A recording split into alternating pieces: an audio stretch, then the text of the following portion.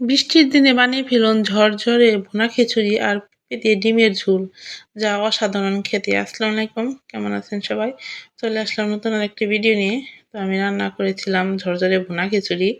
তো কাঁচামরিচ, পেঁয়াজ, রসুন দিয়ে তেল গরম করে চালগুলো দিয়ে দিলাম। তারপর চালের সাথে ১ চামচ ধনে গুঁড়ো, জিরা গুঁড়ো, ১ চামচ হলুদ গুঁড়ো আর কয়েকটা গরম মসলা দিয়ে দিলাম। তো আমি রাইস কুকারে বসিয়ে দিলাম। তো এরপরে রান্না করব আমি ডিম দিয়ে পেঁপেগুলো একটু ভাপ দিয়ে নিলাম। তো ডিম সিদ্ধ করা হয়ে গেছে, পেঁপে ভাপ দেওয়া হয়ে গেছে। এখন আমি ডিমগুলো কড়াইতে দিয়ে একটু হালকা করে ভেজে নিব। তো ভাজা হলে ডিমগুলো নামিয়ে নিলাম। তো নামানোর পরে কড়াইতে আর একটু তেল দিয়ে দিলাম কাঁচামরিচ, পেঁয়াজ আর বাটা মশলা আর গরম মশলা।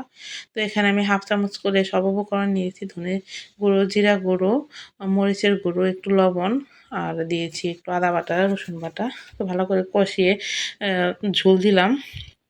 ঝোল দিলে ঝোল যখন ঘন হয়ে আসবে তখনই নামিয়ে ফেলবো। তো আপনারা বৃষ্টির দিনে এরকম খিচুড়ি রান্না করতে পারেন, খেতে অনেক ভালো লাগে। আর প্রিয়জনদের এভাবে রান্না করে দিবেন। ধন্যবাদ।